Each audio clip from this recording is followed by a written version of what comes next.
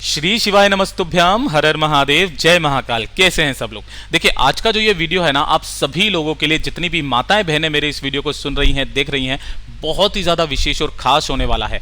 कल के दिन है शरद पूर्णिमा का दिन और इस दिन चंद्र ग्रहण भी हो रहा है। तो आपको कैसे इस उपाय को करना है कि अगर आपकी कोई मनोकामना, कोई विश काफी समय से पूरी नहीं हो रही है, अगर आप किसी विशेष काम को करने में बहुत सालों से लगे हुए हो, चाहे वो नौकरी हो, परीक्षा हो, व्यापार हो, शादी हो, आदि कुछ भी हो, बहुत प्रयास करने के बाद में भी अगर आपको सफलता नहीं मिल रही है ना, तो एक छोटा सा उपाय करना होगा। और जितनी भी माताएं बहनें मेरे इस वीडियो को सुन रही हैं, देख रही हैं, अगर उनके परिवार में उनके बच्चों को, उनके पति को या किसी को भी भूलने की बीमारी है, एग्जाम में बच्चा जाता है, पढ़ाई लिखाई करता है, सब कुछ भूल जाता है, पति को भूलने की बीमारी है ना, तो एक छोटा सा उपाय आपको करना होगा। 1 कटोरी दूध वाला ये जो उपाय है ना, 50 सालों के पहले का भी उस बच्चे को, आपके व्यक्ति को याद रहेगा। अपनी याददाश्त बढ़ाने का और अपनी याददाश्त को मजबूत करने का सबसे अद्भुत उपाय, जो कि सिर्फ और सिर्फ शरद पूर्णिमा के दिन ही किया जाता है। पूज्य गुरु जी की कथा से सुनकर के और समझ करके पूरे उपाय को बड़े ही विस्तार से बताऊंगा, परंतु उससे पहले आप सबसे एक छोटी सी गुजारिश कि जो लोग पहली बार आए हैं, चैनल को सब्सक्राइब जरूर कीजिएगा और वीडियो को लाइक करके देवाधिदेव महादेव जी का कोई सा भी प्यारा नाम कमेंट बॉक्स में लिखना मत भूलिएगा। माताएं बहनें अपने इस उपाय को अपने बच्चों के लिए जरूर कीजिएगा।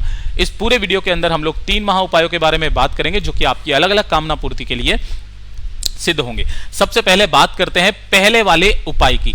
ये जो पहला वाला उपाय है ना, अगर आप किसी भी कार्य को करने से सालों से लगे हुए हो, नौकरी, परीक्षा, व्यापार, शादी, कुछ भी हो, चाहे प्रयास करने के बाद में भी अगर आपको सफलता नहीं मिल रही है ना, तो शरद पूर्णिमा के दिन इस वाले उपाय को जरूर कीजिएगा। सारे कार्यों में सफलता मिलेगी। जिस कार्य में आप हाथ डालोगे सफलता मिलेगी, सारी मनोकामनाएं भी पूरी होगी।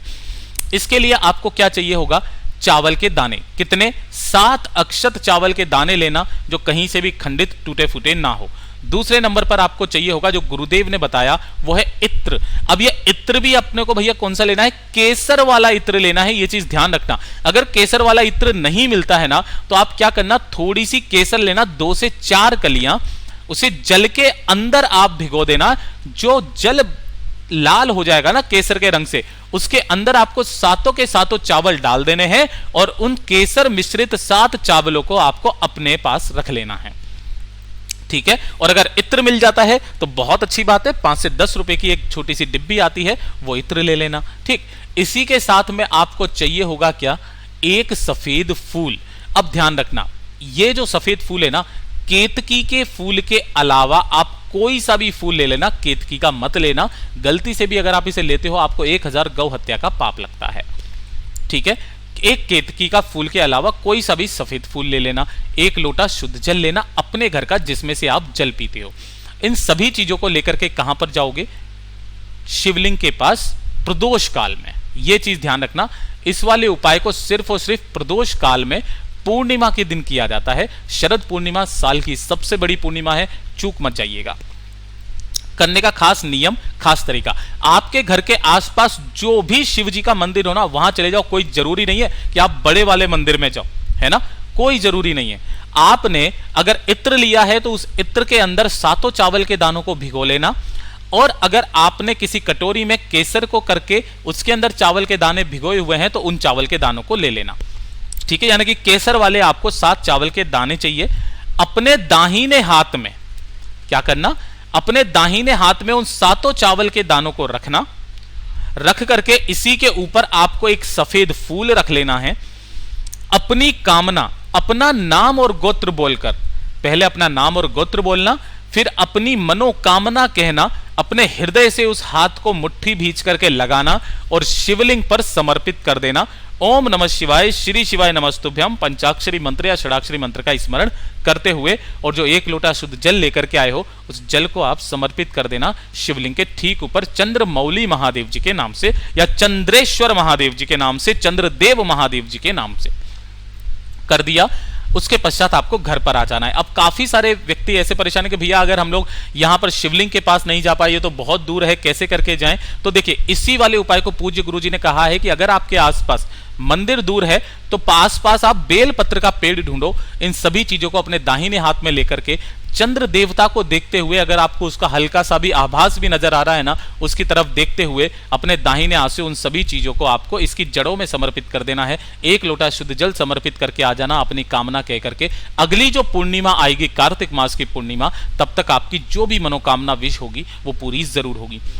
पूज्य गुरु जी का बहुत ही अद्भुत और अचूक उपाय है, जरूर कीजिएगा। अब बात कर लेते हैं दूसरे वाले उपाय की। जितनी भी माताएं बहनें मेरी इस वीडियो को सुन रही हैं, देख रही हैं, अपने पति के लिए, अपने बच्चों के लिए, चाहे वो बच्चा हो या बच्ची हो, उनके लिए आपको इस उपाय को जरूर करना है। परीक्षा में जाते हुए वो भूल जाते हैं, याददाश्त कमजोर है, भूलने की बीमारी है, तो आपको ये वाला उपाय, उनकी जो भूलने की जो बीमारी है ना, हमेशा के लिए खत्म होगी और उनकी याददाश्त इतनी तेज होगी आप सोच नहीं सकते। 50 साल पुराना भी याद होगा। पूज्य गुरुजी ने इतना जोर करके इस वाले उपाय को बताया था।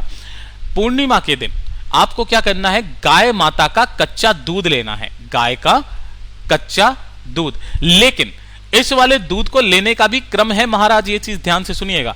आप जब भी दूध लेने के लिए जाओ ना, तो कोशिश करना तो गाय माता के जो आगे वाले स्तन होते हैं ना, इन आगे वाले स्तनों का ही दूध लेना है, पीछे वाले का नहीं, है ना। तो आप चाहे तो बेशक अपने दूध या दूध देने वाला जो भी आता है ना, उसको कैसे भी करके मनाना कि भैया तू पैसे ज्यादा ले ले, लेकिन आपको आगे के थनों का दूध लेकर के आ जाना है, ठीक है, चाहे जरा सा ही हो। उस दूध का आपको अपने घर पर जो भी मिष्ठान बनाना है ना, वो मिष्ठान बना लेना, कुछ भी मिठाई बना लेना। और अगर नहीं बना सकते हो तो उस दूध को गर्म करके उसके अंदर थोड़ा सा मीठा डाल करके तैयार कर लेना, ठीक है। और चंद्रमा की रोशनी में चंद्रमा को देखते हुए कितनी बजे से पहले, 10 से 11 बजे से पहले पहले आपको इस वाले उपाय को करना है, शरद पूर्णिमा के दिन, क्योंकि उसके पश्चात जो है वो ग्रहण का जो समय है वो स्टार्ट हो जाएगा, ठीक है। तो आपको इसको देखते हुए अपने बच्चे को, अपने पति को, जिस व्यक्ति को भी भूलने की बीमारी है ना, गाय के आगे के स्तनों की मिठाई या प्रसाद को ग्रहण करवा देना है। जो भी पूर्णिमा आ जाए इस उपाय को कर लेना, उनकी जो भी भूलने की बीमारी होगी ना, खत्म हो जाएगी। आपका बच्चा होशियार हो जाएगा, 50 साल पुराना तक जो पढ़ेगा वो सब कुछ उसे याद होगा। पूज्य गुरु जी का बहुत अद्भुत और अचूक उपाय है, जरूर कीजिएगा। बात कर लेते हैं आज के इस वीडियो का सबसे आखिरी, सबसे अंतिम और सबसे अद्भुत उपाय। देखिए, ये जो तीसरा उपाय है ना, माताओं बहनों को अपने बच्चों के लिए तो जरूर ही करना चाहिए। आजकल पता है क्या है, मॉडर्न जमाने में जितने भी बच्चे हैं, या तो वो मोबाइल में लगे हुए रहते हैं, या टीवी में लगे हुए रहते हैं, या फिर पढ़ाई का इतना ज्यादा बोझ पड़ चुका होता है कि वो हमेशा पढ़ाई करते रहते हैं, जिसकी वजह से उनके नेत्र जो होते हैं ना, वो कमजोर हो जाते हैं। और बहुत छोटी उम्र में ही उनके बहुत मोटा मोटा चश्मा कुछ इस तरीके का लग जाता है, जो कि आगे चल करके इनका जैसे जैसे नंबर बढ़ता चला जाता है, उनकी आंखों में प्रॉब्लम होती है। प्रॉब्लम होने की वजह से उनके सर में माइग्रेन की दिक्कत हो सकती है, और कहीं ना कहीं उनका जीवन जो है वो संकट में पड़ सकता है। तो उन सभी से बचने के लिए शरद पूर्णिमा की रात्रि को इस उपाय को किया जाता है। लेकिन किस समय करना है ये चीज ध्यान रखना, क्योंकि उस समय पर जो है ना, ग्रहण का भी समय स्टार्ट हो जाएगा। तो इस वाले उपाय को करने का जो टाइम है, समय है, सबसे पहले तो आप इस वाले उपाय को 10 बजे से पहले करेंगे तो बहुत अच्छी बात है, क्योंकि 11 बजने के बाद में आपके ग्रहण का समय स्टार्ट हो जाएगा, जो कि 2:24 तक चलेगा सुबह के, ठीक है ना, 28 अक्टूबर से लेकर के 29 अक्टूबर तक। तो आप या तो 10 बजे से पहले कर लें, और अगर अभी चूक जाए तो आप रात्रि को 2:24 के समय के बाद में आप करना। लेकिन बच्चों को इतना जगाना, या फिर आपके परिवार में कोई व्यक्ति जिसके बहुत मोटा चश्मा लगा हुआ है, आंखों में प्रॉब्लम है ना, तो इतनी बजे के बाद में या इतनी बजे से पहले आपको इस उपाय को करना है। कब? ऊपर जाना, जो भी बच्चा है या आपके परिवार का जो भी सदस्य है, उस व्यक्ति को आपको चंद्रमा से नैन मिलाने हैं 5 से 7 मिनट। एक काम और करना है कि एक पीपल का पत्ता लेना है, इस पीपल के पत्ते के ऊपर थोड़ी सी खीर रखना, उस बच्चे को बोलना कि पहले थोड़ी सी खीर खाए, फिर चंद्रमा को देखे, फिर थोड़ी सी खीर खाए, फिर चंद्रमा को देखे, फिर थोड़ी सी खीर खाए, फिर चंद्रमा को देखे। ऐसे उसको 5 से 7 मिनट तक चंद्रमा से नैन मिलाने हैं, और उसकी आंखों की ज्योति जो है ना, चंद्रमा की रोशनी जब पड़ेगी उसकी आंखों पर ना, तो उसकी आंखें अपने आप ही सही होने लगती है। चंद्र की दृष्टि इतनी ज्यादा तगड़ी होती है। पूज्य गुरु जी ने जैसा अपनी कथाओं में बताया, वैसा आसान भाषा में आपको बताने का संपूर्ण प्रयास किया।